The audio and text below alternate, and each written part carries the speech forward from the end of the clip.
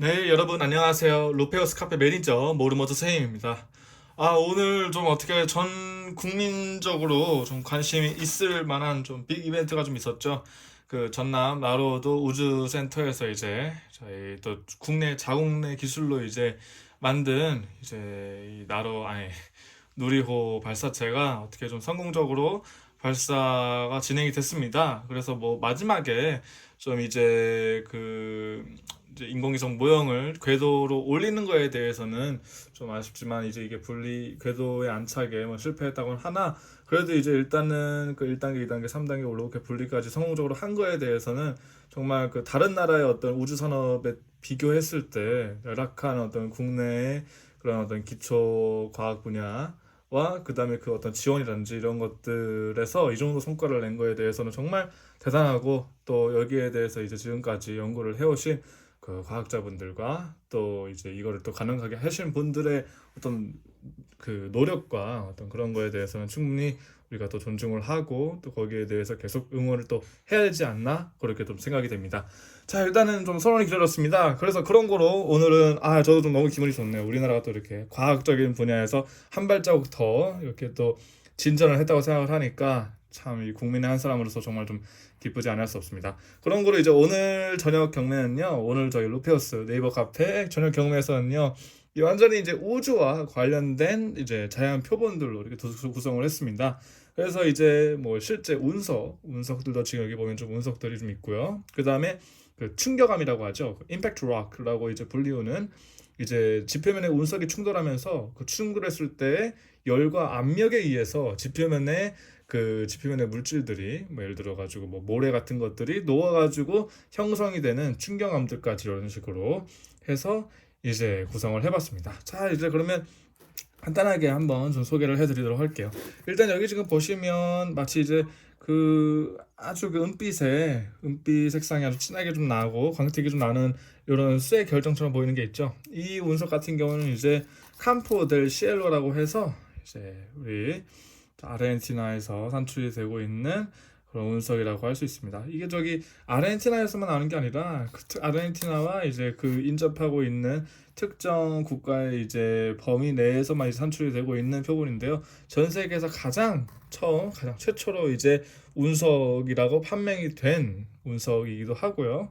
물론 뭐 이제 문헌상에 기록된 가장 오래된 운석은 이 운석이 아니라 이제 여기 난탄 운석이라고 해가지고 중국에서 나오는 종류가 있는데 그걸 제외하고 이제 과학적으로 최초로 운석이라고 기명이 된 표본이 바로 요 남미에서 산출되는 요 캄퍼레시엘로 운석이라고 할 수 있습니다. 이 처음에 이거를 발견을 했을 때 이 스페인 정복자들이 이제 이 운석을 처음에는 운석인지 모르고 이제 무기 군수 관련해 가지고 아무래도 그 재료를 좀 찾으려고 이제 뭐 철광석 산지를 막 찾다가 이제 여기에 철이 좀 풍부하다, 이 지역에 철이 좀 풍부하다라고 하는 얘기를 듣고 거기 가가지고 이걸 녹여봤는데 이게 이제 철인데 쉽게 안 녹아지는 거예요. 일반적인 재련법으로는 이 철이 안 녹는 거죠.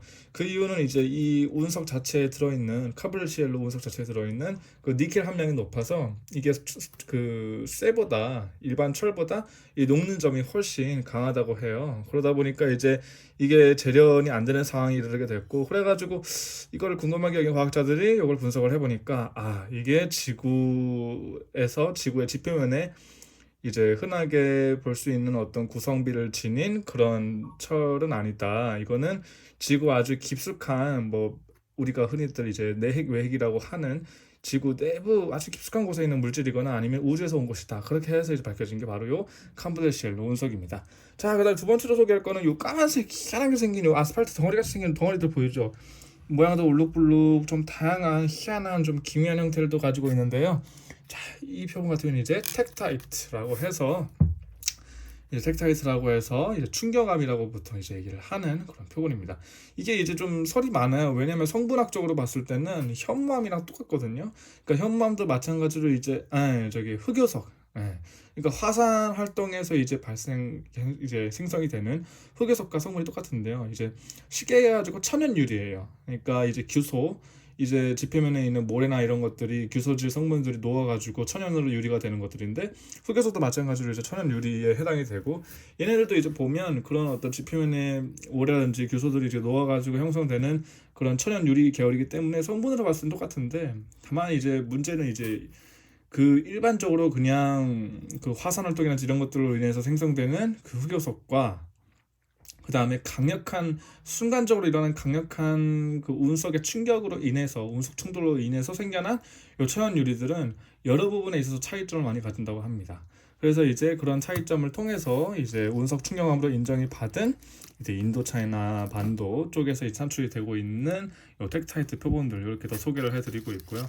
여기 보시면 이제 이 표본 같은 경우에는 이제 빛의 투과는 안 되지만 전반적으로 이렇게 기포라든지 전반적으로 이 텍타이트 전형적인 특징들이 여러모로 관찰이 되고 있는 그런 표본들인 것을 볼 수가 있습니다. 근데 텍타이트도 이제 뭐 산지별로 뭐 호주에서 나오는 것도 있고 뭐 콜롬비아에서 나오기도 하고 중국에서 나오기도 하고 다양한 지역에서 나오는데요. 그 중에서도 이제 그 형태를 통해 가지고 또 이제 이름이 또 달라집니다. 그 중에서 좀 희귀한 형태라고 볼 수가 있는 게 바로 요 바이컬라이트라고 불리우는 또 형태라고 할 수 있습니다. 이런 식으로 보시면 동글동글한 형태, 약간 그 소보루빵에 있는 크러스트처럼 이런 식으로 크랙이 나 있는 걸 볼 수가 있는데요. 이런 형태가 또 굉장히 또 이 충격암 중에서는 굉장히 또 보기 드문 그런 형태에 속해서 이런 바이콜라이트 텍타이트 같은 경우에는 뭐 일전에 뭐 소더비 경매나 이런 곳에서 또 어마어마한 가격에서 거래가 된 이력이 있기도 합니다. 물론 소더비 경매의 특성상 어느 정도 좀 합을 맞춰가지고 또 경매가 올라가고 또 시세보다 좀 높게 되는 거기 때문에 그걸 또 감안을 해도 그럼에도 요 텍타이트 중에서는 그래도 가장 희귀하고 또 가격대가 높은 종류에 해당되는 게 바로 요 바이콜라이트가 아닌가 싶습니다. 그 다음에는 또 마찬가지로 이제 요 텍타이트긴 한데요. 아직까지 이제 분명하게 연구가 되진 않았어요. 연구가 된 표본은 아니지만 굉장히 여러모로 요 텍타이트의 특징들을 여러모로 가지고 있고 거의 사실상 기정사실화된 표본입니다.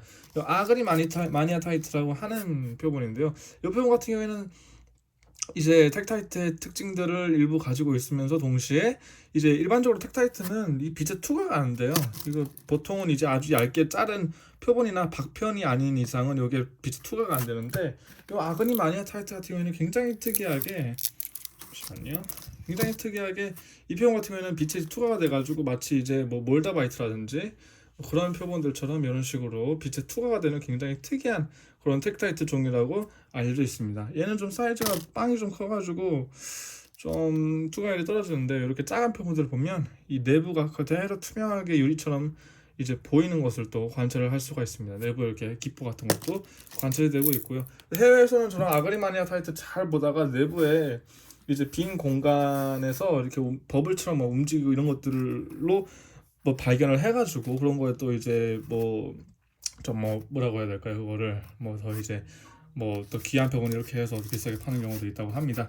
자, 요 지금 세 가지 표본은 이제 NWA라고 해서 Northwestern Africa, 그러니까 서사하라 사막권 일대에서 발견이 되는 그 이제 운석, 석질 운석이라고 보통 부르는 그 운석들입니다. 이렇게 하는데 이제 보통은 이제 뭐 NWA라고 하고 뒤에 뭐 번호 같은 게 부르는데 이 표본 같은 경우에는 지금 어떤 운석인지 동정이 되거나 뭐 성분 분석이나 이런 것들이 안 되기 때문에 NWAX, 그러니까 미동정 석질 운석이라고 이제 표현을 하고 있는 그런 표본들입니다. 이렇게 더 대점 소개를 해드리고요. 그다음에 이 표본 지금 레몬색의 아주 밝은 레몬색의 이 유리지대 표본도 마찬가지로 이제 이건 운석은 아니고 이제 텍타이트와 마찬가지로 이제 운석 충격암 텍타이트, 그러니까 뭐 임팩트 록에 속하는 운석인데요.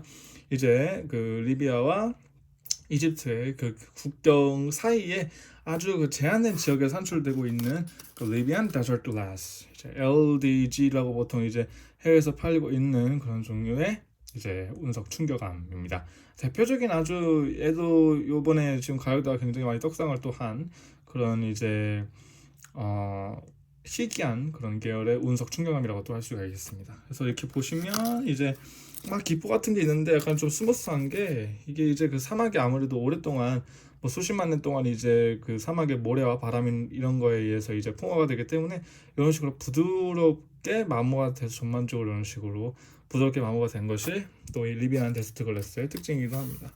자, 이 표본들은 자 이게 이것도 마찬가지로 이제 NWA 표본들이고요. 요건 이제 중국 난탄 지역에서 나오는 표본이죠. 이 중국 난탄에서 산출되는 운석들은 굉장히 특이한 게 이거는 전 세계에서 최초로 문헌상에 기록이 된 운석이에요. 최초로 뭐 문헌상에 기록이 된 거는 뭐 구성에서 있을지는 모르겠지만 그렇게 문헌상에 기록이 돼가지고 실제로 그게 그 공식적으로 그 지역에서 발견된 것까지 이제 입증이 된 표본이라고 할 수가 있겠습니다. 이게 한 1500년대 아마 그 당시에 이제 중국 고서에 문헌에 이제 그 해당 지역에서 큰 유성우가 뭐 내렸다 이런 기록이 있는데 이제 실제로 그 위치에서 이제 지금도 운석이 발견되고 있다고 이렇게 알려져 있습니다.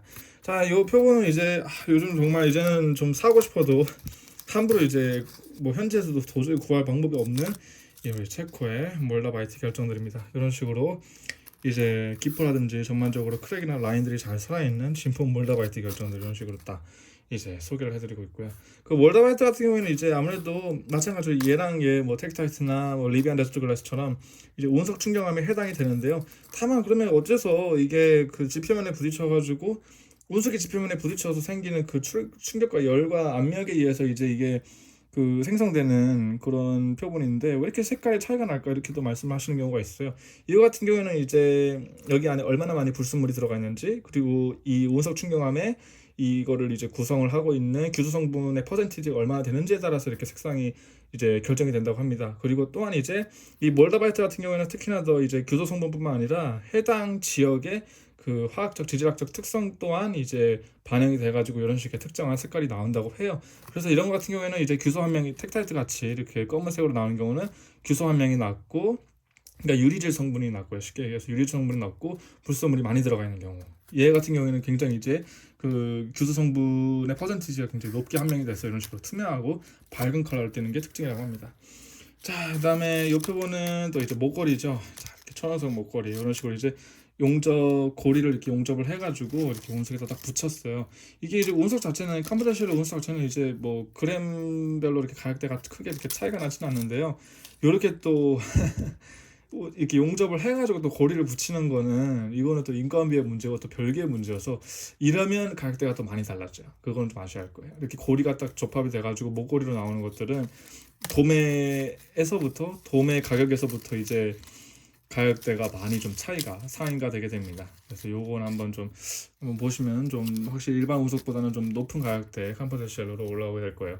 자, 마지막으로 소개해드릴 표본은 이제 아프리카 케냐 지역에서 나오는 셀초 펠로사이트 운석입니다.